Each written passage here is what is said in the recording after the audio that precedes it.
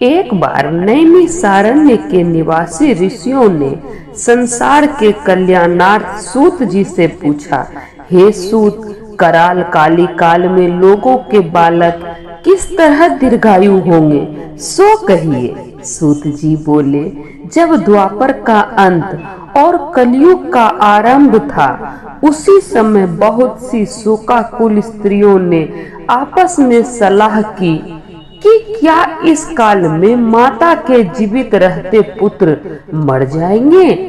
जब वे आपस में कुछ निर्णय नहीं कर सकी, तब गौतम जी के पास पूछने के लिए गई। जब उनके पास पहुंची तो उस समय गौतम जी आनंद के साथ बैठे थे।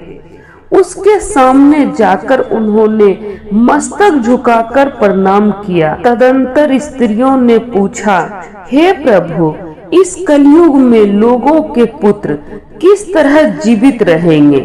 इसके लिए कोई व्रत या तप हो तो कृपया करके बताइए। इस तरह उनकी बात को सुनकर गौतम जी बोले, आपसे मैं वही बात कहूंगा जो मैंने पहले से सुन रखी है।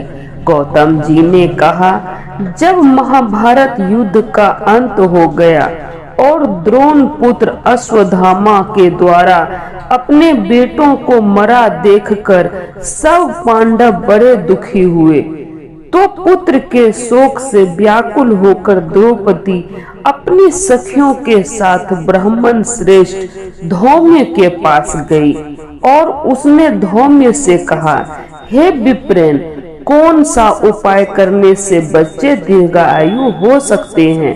कृपया करके ठीक ठीक कहिए। धौम्य बोले, सतयुग में सत्य वचन बोलने वाला, सत्य आचरण करने वाला, समदर्शी जीमूत वाहन नाम का एक राजा था। एक बार वह अपनी स्त्री के साथ अपनी ससुराल गया और वहीं रहने लगा। एक दिन आधी रात के समय पुत्र के शोक से व्याकुल होकर स्त्री रोने लगी, क्योंकि वह अपने बेटे के दर्शन से निराश हो चुकी थी। उसका पुत्र मर चुका था। वह रोती हुई कहती थी, हाय, मुझ बूढ़ी माता के सामने मेरा बेटा मरा जा रहा है। उसका रुदन सुनकर राजा जीमूत वाहन का तो मानो हृदय विदीर्ण हो गया। वह तत्काल उस स्त्री के पास गया और उससे पूछा, तुम्हारा बेटा कैसे मरा है? बूढ़ी ने कहा, गरुड़ प्रतिदिन आकर गांव के लड़कों को खा जाता है। इस पर दयालु राजा ने कहा, माता, अब तुम रो मत, आनंद से बैठो, मैं तुम्हारे बच्चे को बचाने का यत्न करता हूँ। ऐसा कहकर राजा उस स्थान पर गया जहाँ गरुड़ आकर प्रतिदिन मांस खाया करता था।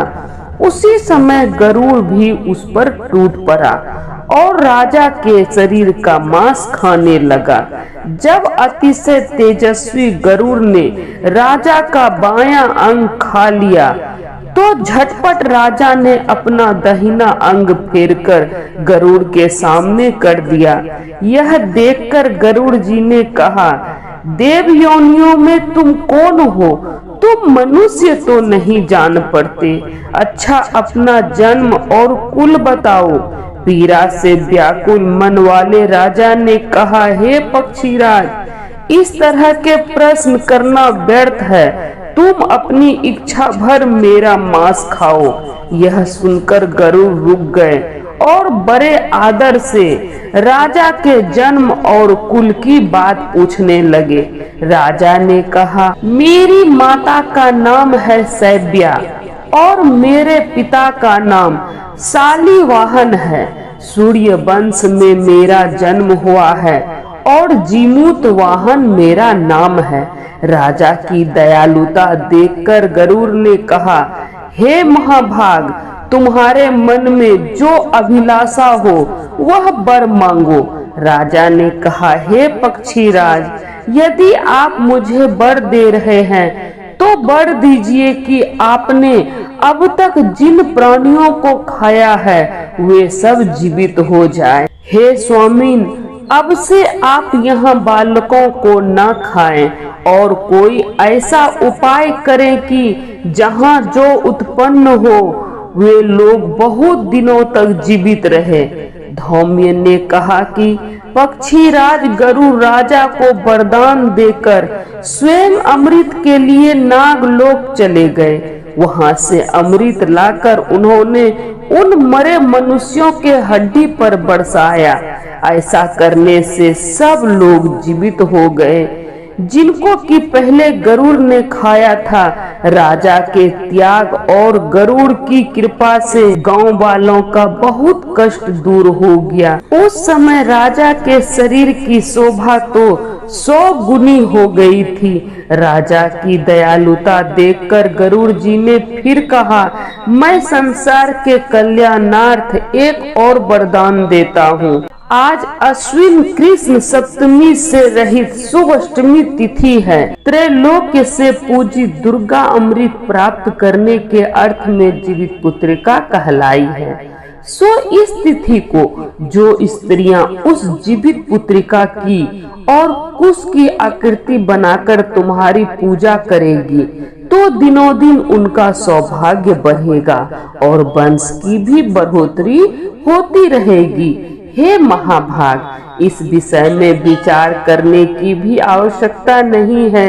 हे राजन, सप्तमी से रहित और उदया तिथि की अष्टमी को व्रत करें, यानी सप्तमी विरुद्ध अष्टमी जिस दिन हो उस दिन व्रत ना करें। शुद्ध अष्टमी को व्रत करें और नवमी को पारण करें। यदि इस पर ध्यान नहीं दिया गया तो फल नष्ट हो जाएगा और सौभाग्य तो अवश्य ही नष्ट हो जाएगा। जीमूत वाहन को इस तरह का वरदान देकर गरुड़ जी बैकुंठ धाम को चले गए और राजा भी अपनी पत्नी के साथ अपने नगर को वापस चले आए। धौम्य द्रौपदी से कहते हैं, हे देवी, मैंने यह अतिशय दुर्लभ व्रत तुमको बताया है। इस व्रत को करने से बच्चे दीर्घायु होते हैं। हे देवी, तुम भी पूर्वोक्त विधि से यह व्रत और दुर्गा जी का पूजा करो तो तुम्हें अभिलाषित फल प्राप्त होगा। मुनिराज धौम्य की बात सुनकर द्रौपदी के हृदय में एक प्रकार का कौतूहल उत्पन्न हुआ और पूर्ववासिनी स्त्रियों को बुलाकर उसने एक साथ यह उत्तम व्रत किया। गौतम ने कहा, यह व्रत और इसके प्रभाव को किसी एक चिल्वी ने सुन लिया और अपनी सखी सियारन को बतलाया। इसके बाद पीपल वृक्ष की शाखा पर बैठकर उस चिल्वी ने और उस वृक्ष के खोते में बैठकर सियारिन ने भी व्रत किया। फिर वही चिल्वी किसी उत्तम ब्राह्मण के मुख से यह कथा सुन आई और पीपल के खोते में बैठी हुई अपनी सखी को सुनाया। सियारिन ने आधी कथा सुनी थी कि उसे भूख लग गई और वह उसी समय सबसे भरे हुए शमशान में पहुंची। वहां इच्छा भर मांस का भोजन किया और चिल्वी बिना कुछ खाए पिए रह गई और सवेरा हो गया। सवेरे जब गौशाले गई तो वहां गौ का दूध पिया। इस तरह नवमी में उसने पारण किया। कुछ दिनों बाद वे दोनों मर गई और अयोध्या में किसी धनी व्यापारी के घर जन्मी। संजोग से उन दोनों का जन्म एक ही घर में हुआ था, जिसमें सियारिन ज्येष्ठ हुई और चिल्वी छोटी हुई। वो दोनों सभी शुभ लक्षणों से युक्त थी, इसलिए बड़ी काशी राज के और छोटी उसकी मंत्री के साथ गृहपत्य अग्नि के सामने विधि पूर्वक बिहाई गई। पूर्व जन्म के कर्म से वह मृगनयनी रानी हुई। जिस किसी भी संतान को उत्पन्न करती वह मर जाती थी और पूर्व जन्म की बातों को स्मरण करने वाली मंत्री की पत्नी ने अष्ट वसुओं के सदृश तेजस्वी 8 बेटे उत्पन्न किए और सभी जीवित रह गए।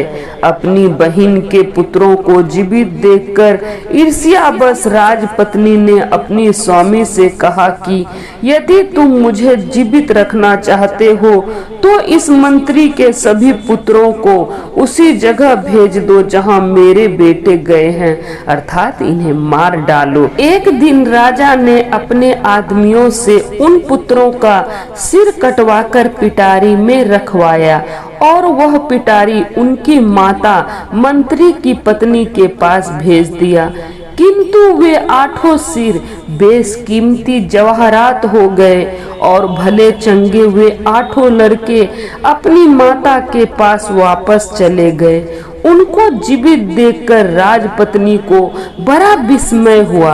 अंत में वह मंत्री की पत्नी के पास आई और उसने पूछा, बहन, तुमने कौन सा ऐसा पुण्य किया है जिससे बार बार मारे जाने पर भी तुम्हारे बेटे नहीं मरते हैं? इस पर मंत्री की पत्नी ने कहा, पूर्व जन्म में मैं चील थी और तुम सियारन थी। दोनों ने व्रत किया था। तुमने व्रत के नियमों का भली भांति पालन नहीं किया था और मैंने किया था। इसी दोष से हे बहन, तुम्हारे बेटे नहीं जीते। ओ राजरानी, अब तुम भी उस जीवित पुत्री का व्रत को करो तो तुम्हारे बेटे दीर्घ आयु होंगे। मैं तुमसे सच सच कह रही हूँ। उसके कथानुसार रानी ने व्रत किया, तभी से उसके कई बेटे सुंदर और दीर्घायु होकर बड़े बड़े राजा हुए। सूत जी कहते हैं कि सब प्रकार का आनंद देने वाला मैंने यह दिव्य व्रत बतलाया। स्त्रियां चिरंजीवी संतान चाहती है तो विधि पूर्वक यह व्रत करे। तो सब बोलिए जितमान बाबा की जय।